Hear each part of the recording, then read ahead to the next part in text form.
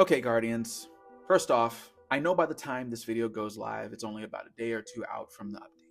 That being said, I have to say, I really wanted to cover it all. Truly.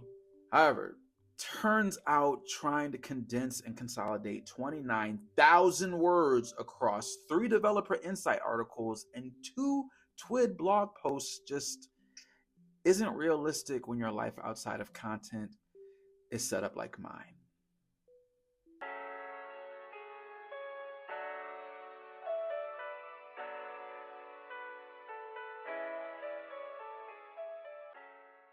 Yo, Havoc Nation has arrived.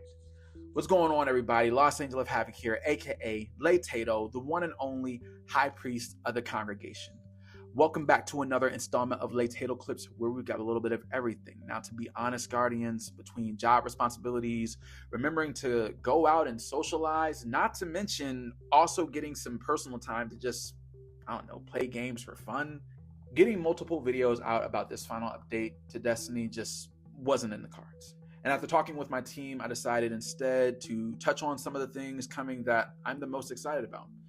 So if you want to read everything in full, just to get the entire scope of this last massive content drop to close out the series for now, they will all be linked in the description below.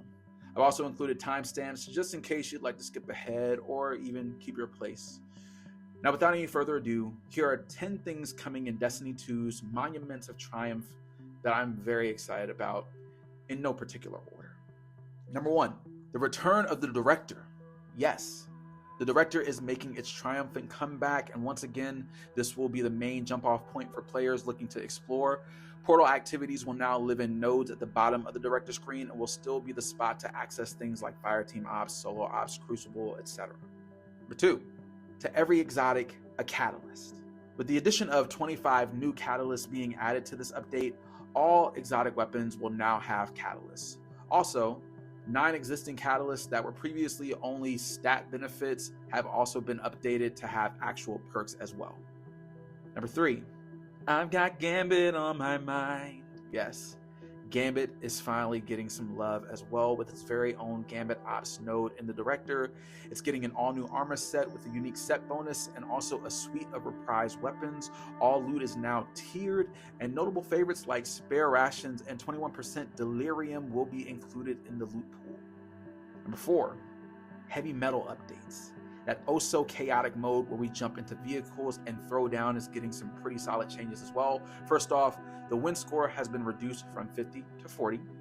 The Cabal walkers from Renegades have been added, and players will now be able to select from walkers, brigs, or tanks before a match starts, giving players more agency and matches more variety.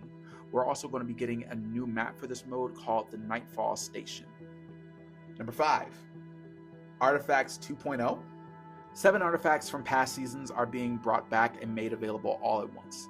The old column system is gone, and instead artifacts are now broken into 3 tiers with 7 open mod slots that you can swap freely. No refunding, no cost, you can just switch and go. Artifacts have also been tied into the loadout system as well, but they will be disabled in competitive Crucible and Trials of Osiris. Number 6, every weapon will be intrinsically anti-champion. Now, you may have noticed I didn't mention any anti-champion mods in Artifact 2.0, but that's because they're gone. Instead, anti-champion capability is now built intrinsically into every weapon in the game, including exotics. And there's no activation requirement. Now, it's just point and shoot for the desired effect. For most weapons, their anti-champ capability is tied to their frame type, though there are niche subtypes and exotics that will be getting their own designations as well, with choices that reflect how each weapon actually behaves. So, for example, Xenophage will be unstoppable, Izanagi's Burden will be anti-barrier, Trinity Ghoul will be overload, and so on.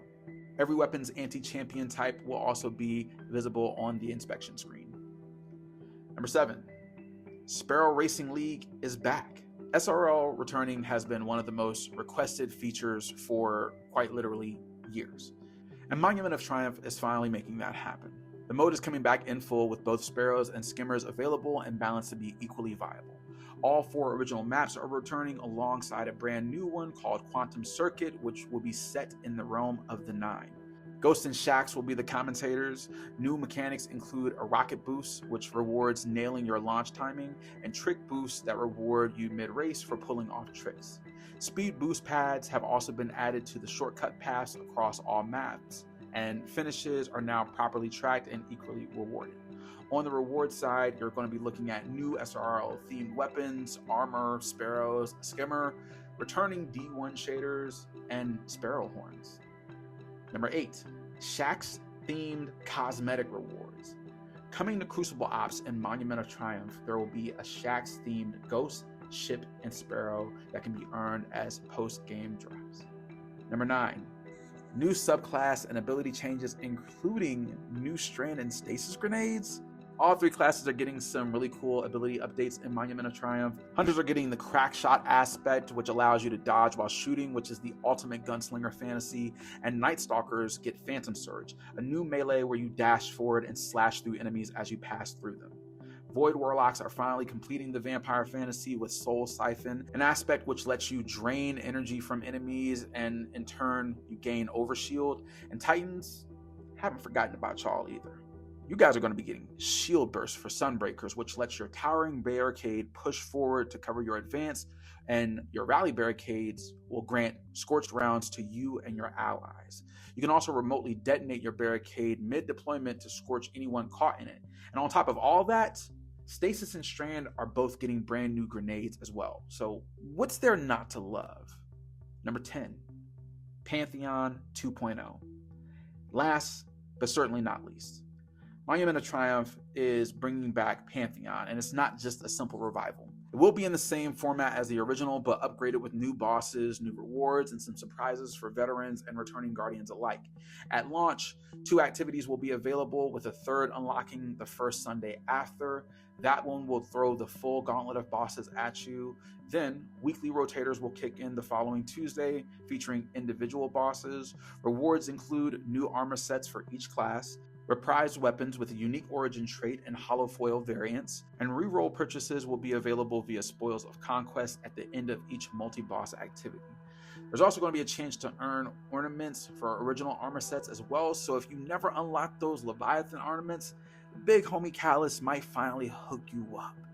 Triumphs will get you emblems, exotic cosmetics, and a new title. And for those of you who want a lower stakes entry point to Pantheon, there's going to be a new adventure difficulty where the power cap is lifted. You'll have infinite revives, more forgiving mechanics, and the trade-off will be a limited lower tier reward pool. And that's going to do it for this video. As I said, if you'd like to check out all this information in full, all of the related articles can be found linked in the description of this video below. Thank you so much for watching if you made it this far. Destiny has been an incredible adventure to say the least, and I'm so happy to see this insanely massive send-off it's getting.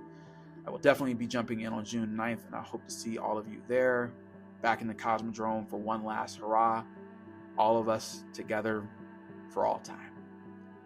If you enjoyed this video or found it helpful, please do me a solid and give it a thumbs up. It might seem like a little bit, but it does go a long way in terms of helping the channel grow.